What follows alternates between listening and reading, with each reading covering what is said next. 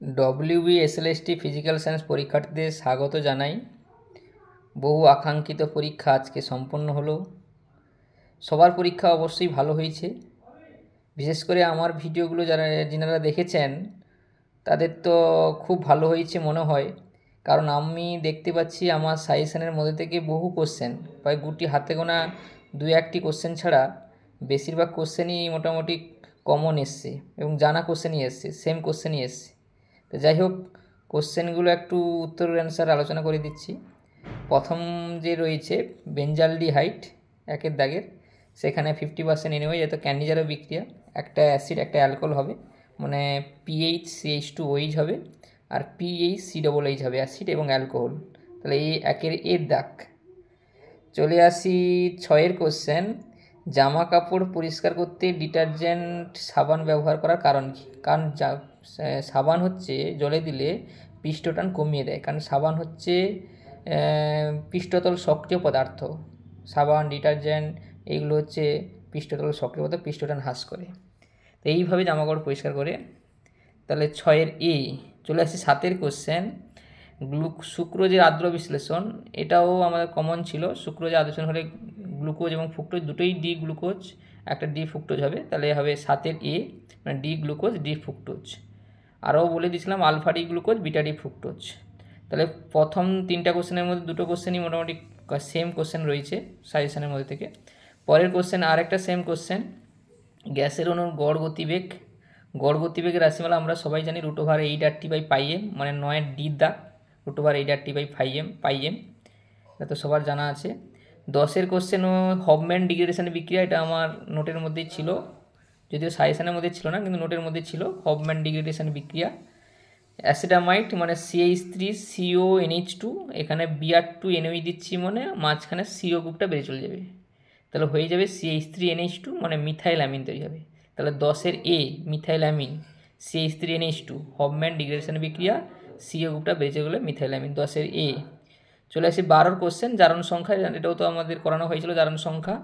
তো জারণ সংখ্যা হচ্ছে Cl এর যেটা প্রথমটাতে যাচ্ছে Cl2O-তে, অক্সিজেন যেহেতু -2 হয়, Cl এর একটা করে +1 হবে, তাহলে +1। আর Cl2-র ক্ষেত্রে জারণ সংখ্যা 0, আর ClO3- এর ক্ষেত্রে +5 হবে, কারণ 3টা অক্সিজেনে -6 আর -1 মানে +5। তাহলে 12 হচ্ছে ডি অপশান, +1, 0 এবং +5। চলে আসি 13-র কোশ্চেন। 13-র কোশ্চেনে আছে 16 গ্রাম অক্সিজেন, তাহলে তার মোল সংখ্যা আমাদের বের করতে হবে। 16কে 32 দিয়ে ভাগ করলে হাফ মোল হয়।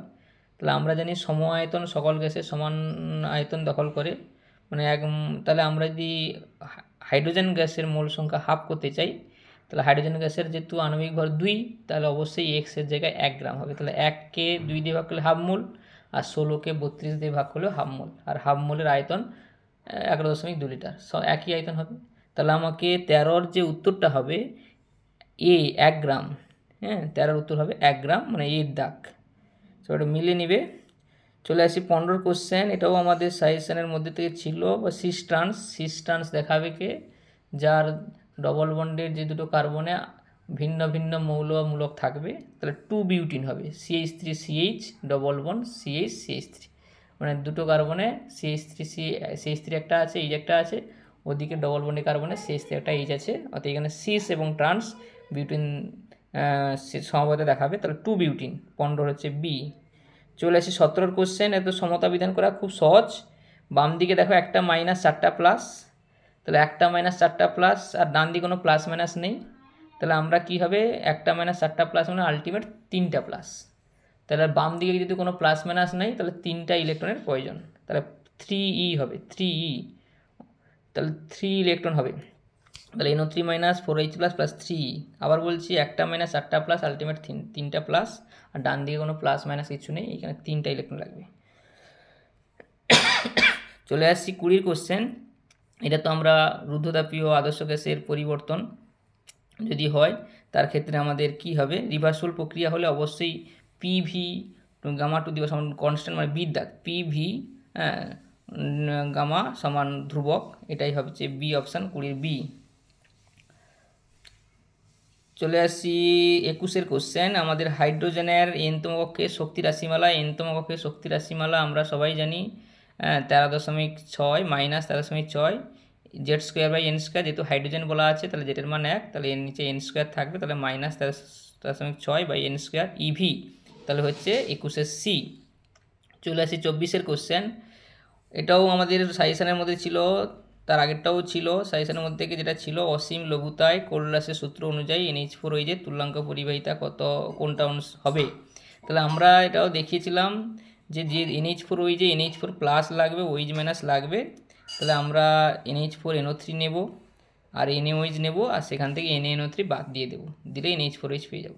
তাহলে আমাদের একের মানে এর অপশান হবে, মানে NH4NO3 NaOH প্লাস NaNO3। তাহলে এখানে দেখো NH4NO3 আর NaOH যোগ করলে NH4OH পাবো, সেখান থেকে NaNO3 বাদ দিলে আমাদের NH4OH পেয়ে যাব। তাহলে 24 হচ্ছে এ। চলে আসি 25 কোশ্চেন। এটাও আমাদের খুব সাজেশনের মধ্যে ছিল, একবার ভেরি ভেরি সাজেস্টিভ কোশ্চেন ছিল এটা। তাহলে দেখো এটা NaOH এর প্রথমে POH বের করতে হবে, যেহেতু 0.01, তাহলে POH 2 বেরোবে, আর POH 2 মানে PH এর মান হবে 14 থেকে 2 বাদ দিলে 12, তাহলে হবে 27 ডি অপশান। এটাও সাজেশনের মধ্যে ছিল। 29 কোশ্চেন। বিক্রিয়ার ক্রম তো আমরা বারবার আলোচনা করেছি, পূর্ণ সংখ্যা সব হয়, ভগ্নাংশ হয়, সব কিছুই হয়, কিন্তু সর্বদা পূর্ণ সংখ্যা হয় এটা কিন্তু সঠিক কথা নয়। তাহলে ডি অপশানটাই ভুল, মানে উত্তরটা সঠিক হবে, মানে আমাদের সঠিক নয় বললে ডি অপশানটাই হবে। আর বাকিগুলো দেখো, প্রথম তাত্ত্বিকগতভাবে ক্রম নির্ণয় করার সম্ভাবনা, এই কথাটা সঠিক। ক্রম ভগ্নাংশ হতে পারে, এটাও সঠিক। সিটটাও আমাদের বিক্রিয়া গাঢ়ত্বের যোগফল, এটাও সঠিক। তাহলে একমাত্র সঠিক নয় হচ্ছে ডি অপশান, তাহলে 29 ডি। চলে আসি 30 কোশ্চেন। হাইড্রোজেন নিউক্লিয়াসকে একটি নিউট্রন দ্বারা আঘাত করলে কি উৎপন্ন হবে। একটা হাইড্রোজেন কোরকে নিউক্লিয়াস দ্বারা আঘাত করলে ডয়টেরিয়াম বা ডিউটেরিয়াম মানে 1H2 তৈরি হবে। তাহলে হচ্ছে 30 বি, ডিউটেরিয়াম বা ডয়টেরিয়াম ইংলিশে উচ্চারণ হবে এই। চলে আসি 31 কোশ্চেন। এটাও আমাদের কমন সাজেশান ছিল, সাজেশানের মধ্যে ছিল অজৈব গ্রাফাইট, অজৈব বেঞ্জিন এবং অজৈব গ্রাফাইট দুটোই বলা হয়েছিল। অজৈব গ্রাফাইট হচ্ছে বোরন নাইট্রাইট মানে Bn3 মানে বি অপশান, আর যদি অজৈব বেঞ্জিন থাকতো B3N3A6 হতো, তাহলে 31 বি। চলে আসি 32 কোশ্চেন। এটাও খুব একটা সাজেস্টিভ কোশ্চেন ছিল, যে অ্যাসিটিক অ্যাসিডের সঙ্গে সোডিয়াম বাইকার্বনেটের বিক্রিয়ায় CO2 গ্যাস উৎপন্ন হয়। এটা আমরা সবাই জানি, কারণ অ্যাসিড আর সোডিয়াম বাইকার্বনেটের ক্ষারীয় পদার্থ, এখানে কার্বন অ্যাসিড রয়েছে, তাহলে এই কারণে অ্যাসিটিক অ্যাসিড NaCO2 সঙ্গে বিক্রিয়া করে CO2 নির্গত করে, তাহলে 32 এ। চলে আসি 33 কোশ্চেন। এটা আমাদের সাজেশানে বারবার করে দেওয়া হয়েছিল এবং মক টেস্টগুলোতে নেওয়া হয়েছিল। তাহলে তার অর্ধায়ু 1600 বছর, আর 6400 বছর পর মানে কটা অর্ধায়ু হবে, 16 4 64, মানে 4টা অর্ধায়ু যাবে। আর একটা অর্ধায়ুর অর্ধেক যদি হয়ে যায়, তাহলে হাফ ইন্টু মানে 1/2⁴ যদি হয়, তা 1/16 হবে, তাহলে উত্তর হবে 1/16। তাহলে এই কোশ্চেনটাই সেম কোশ্চেন ছিল সাজেশনের মধ্যে, মক টেস্টের মধ্যে। চলে আসি পরের কোশ্চেন, ফিডিল ক্যাপ বিক্রিয়া। ফিডিল ক্যাপ বিক্রিয়া আমরা সবাই জানি, ফিডিল ক্যাপ বিক্রিয়াও আলোচনা করা হয়েছিল। ফিডিল ক্যাপ বিক্রিয়া যেটা নেওয়া হয় অনাদ্র অ্যালুমিনিয়াম ক্লোরাইড AlCl3, তাহলে 24 এ। চলে আসি অম্ল বৃষ্টি। এটাও আমাদের সাজেশনের মধ্যে ছিল, কমন কোশ্চেন ছিল, যে অম্ল বৃষ্টিতে কোনটা থাকে না। আমরা সবাই ঠিক করব অবশ্যই acetic acid, CH3COOH acetic acid. চলে আসি 36 কোশ্চেন, কার্নো ইঞ্জিন। এই কোশ্চেনটাও আমাদের কার্নো ইঞ্জিন থেকে একটা কোশ্চেন দেওয়া হয়েছিল, কার্নো ইঞ্জিন রাশিমালা বলে দেওয়া হয়েছিল। কার্নো কর্মদক্ষতা হচ্ছে T1 - T2/T1, আর কর্মদক্ষতা সমান W/Q। তাই এই দুটো সূত্রকে যদি আমরা কাজে লাগাই, প্রথমে আমরা তাপমাত্রা দিয়ে বসালে যেটা পাবো হাফ, কারণ 600 - 300/600 মানে হাফ হবে, আর সেখানে কিউ সমান হবে W/ওই কর্মদক্ষতা, তার W হচ্ছে 800 জুল, 800/হাফ, হাফটা ওখানে গিয়ে 2 গুণ হয়ে যাবে, 8 2 1600 মানে হবে 1600 joule, B option. 36 B option 1600 joule. চলে আসে 38 কোশ্চেন, নিচে কোনটি অ্যারোমেটিক ইলেকট্রোফিলিক প্রতিস্থাপন বিক্রিয়া ঘটায়। তাই ইলেকট্রোফিলিক বিক্রিয়া ঘটাবে মানে তার ইলেকট্রন ঘনত্ব বেশি থাকতে হবে বেঞ্জিন বলে। তাহলে যারা ইলেকট্রন দান করে, যেমন CH3 টলুইন যেটা, সে কিন্তু বেঞ্জিন বলে ইলেকট্রন ঘনত্ব বাড়িয়ে দেবে, সেটাই হবে সঠিক উত্তর। বাকি যেগুলো রয়েছে নাইট্রোবেঞ্জিন তো ইলেকট্রন ঘনত্ব কমিয়ে দেয় বেঞ্জিন বলে, তাহলে ইলেকট্রোফিলিক প্রতিস্থাপন হবে না। তাই ইলেকট্রোফিলিক প্রতিস্থাপন হতে গেলে বেঞ্জিন বলে ইলেকট্রন ঘনত্ব বেশি হতে হবে, তাহলে একমাত্র সঠিক উত্তর হবে টলুইন, 38 সি। চলে আসি 52 কোশ্চেন। 52 কোশ্চেন যাচ্ছে, একটা উভমুখী তাপমোচী বিক্রিয়ার ক্ষেত্রে ভ্যান ডর্ফ সমীকরণ মানে LNKP ভার্সাস 1/T লেখচিত্র। অবশ্যই ব্যস্তানুপাতিক হবে, মানে নামবে, মানে উপর থেকে নিচের দিকে নামবে, কারণ আমরা সামনে একটা মাইনাস সাইন ছিল, মাইনাস ডেল এইচ বাই আর ছিল, তাই সেই কারণে উপর থেকে নিচের দিকে নামবে, অর্থাৎ এ অপশানটাই হবে সঠিক উত্তর, এই অপশানটাই হবে, উপর থেকে নিচের দিকে নামবে, তাহলে 52 হচ্ছে এ। চলে আসছি 54 কোশ্চেন, কলয়েডের কোনটি টিন্ডাল প্রভাব, এটাও খুব আমাদের সাজেশনের মধ্যে ছিল। টিন্ডাল প্রভাব দেখা যায় কি আলোক বিচ্ছুরণ, আলোক বিচ্ছুরণের জন্য টিন্ডাল প্রভাব লক্ষ্য করা যায়, আমরা এটা সবাই জানি, তাহলে 54 বি। চলে আসি 39 নামকরণ শেখানো হয়েছিল, নামকরণ কোশ্চেন দেওয়া হয়েছিল। নামকরণে যেটা হবে, যেহেতু আমাদের যে অনেকগুলো লিগ্যান্ড রয়েছে, তাহলে যার নাম আলফাবেটালি আগে থাকবে তার নামটা আগে লিখবো, তাহলে অ্যামিন আগে হবে, তারপরে ব্রোমো হবে, তারপরে ক্লোরো হবে, তারপরে নাইট্রো হবে। তাহলে কোনটা হবে? বি অপশানের দিকে তাকাও, di amine, bromo, chloro, nitro, platinum, 4 chloride. প্ল্যাটিনামের জনসংখ্যা 4 হবে, সবগুলোতেই 4 রয়েছে, আর ক্লোরাইড, তাহলে হবে 39 বি অপশান। চলে আসি 40 কোশ্চেন, 40 কোনটি ধ্রুবীয় ভ্রামক, এটাও আমাদের করানো হয়েছিল। ধ্রুবীয় চেনার সহজ উপায় বলা হয়েছিল, ধ্রুবীয় ভ্রামক শূন্য হবে, মানে চেনার সহজ উপায় বলেছিলাম যে প্রান্তীয় মৌল যদি একই হয় এবং কোনো লোন পেয়ার যদি না থাকে তাহলে অবশ্যই অধ্রুবীয় হবে, মানে বন্ধন ভ্রামকের মান হবে 0, তাহলে আমাদের যেটা উত্তর হবে CCl4, মানে 40 সি। চলে আসি 41 কোশ্চেন, কোনটি নিষ্ক্রিয় গ্যাসে ইলেকট্রন বিন্যাস, এটা খুবই সহজ কোশ্চেন। নিষ্ক্রিয় গ্যাস মানে বাইরের কক্ষে 8টা ইলেকট্রন থাকবে, তাহলে বি অপশানের দিকে তাকাও, 3s2 3p6, মানে বাইরের কক্ষে 3 নম্বর কক্ষে 8টা ইলেকট্রন রয়েছে, 6 2 8, তাহলে B option 1s2 2s2 2p6 3s2 3p6, 41 B. চলে আসি 45 কোশ্চেন, অ্যাসপিরিন, তো এটাও আমাদের খুব গুরুত্বপূর্ণ কোশ্চেন সাজেশানে ছিল।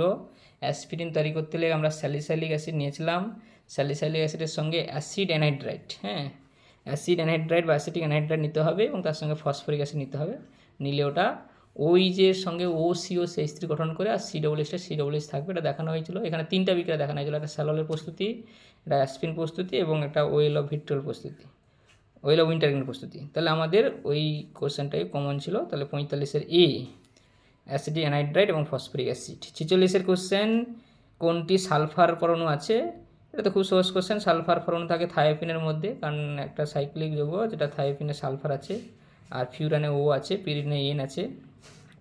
চলে আসি হচ্ছে আমাদের ইলেকট্রন আসক্তি, এটাও খুব কমন কোশ্চেন এবং সাজেস্টিভ কোশ্চেন দিয়েছিলাম সাজেশনের মধ্যে।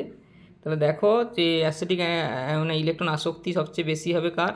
ক্লোরিনের বেশি হবে, যদি সবচেয়ে বেশি হওয়া উচিত ছিল ফ্লোরিনের, কিন্তু ক্লোরিনের বেশি হবে, আর সবচেয়ে কম হবে আয়োডিনের। তাহলে আমাদের ডি অপশান আই লাস্টে হবে, মানে আই মানে Cl greater than F greater than Br greater than I, তাহলে হবে 49 ডি।